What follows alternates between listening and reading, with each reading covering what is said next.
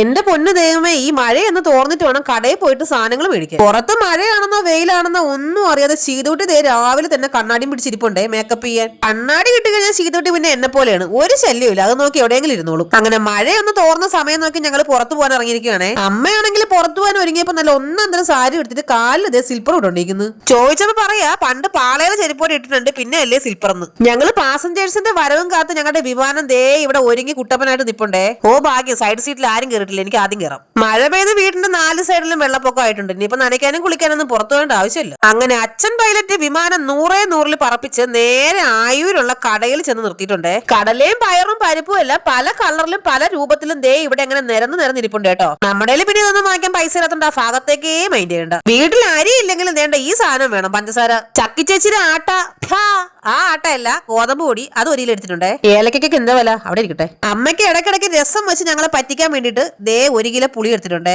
ഇത് എന്റെ പാചക പരീക്ഷണത്തിന് ഇരയാകാനുള്ള ചിക്കൻ ക്യൂബ്സ്. അടുത്ത സാധനത്തിന്റെ സെക്ഷൻ കണ്ട എത്ര ഷുഗർ ഇല്ലാത്ത ആൾക്കാർക്ക് ഷുഗർ പിടിക്കും. കപ്പലണ്ടി മിഠായി, കടല മിഠായി, മിച്ചറ മിഠായി, എള്ളു മിഠായി എന്ന് വേണ്ട സകലമാന മിഠായികളും ഇവിടെ ഇരിപ്പുണ്ട്. കടല മിഠായിക്കകത്ത് ഒരു ക്യാഷ് നോട്ട് ഒട്ടിച്ച് വെച്ചിരിക്കുന്നുണ്ട്, അതിന്റെ റേഞ്ചേ മാറിപ്പോയി, ഒടുക്കത്തെ വില. പാവ മിഠായി, നന്നായിട്ട് അവിടെ നിന്ന് റെസ്റ്റ് എടുത്തോട്ടെ. ദേ കണ്ടില്ലേ വണ്ടിയുടെ സ്റ്റിയറിംഗ് പോലെ വട്ടത്തിലിരിക്കുന്ന മുറുക്ക്, ഇതൊരെണ്ണം ഞാൻ എടുത്തേ. ദൈവമേ, ദേ കരിഞ്ഞ അച്ചപ്പം വരെ പാക്കറ്റ് ചെയ്ത് വെച്ചിരിക്കുന്നു വിൽക്കാൻ.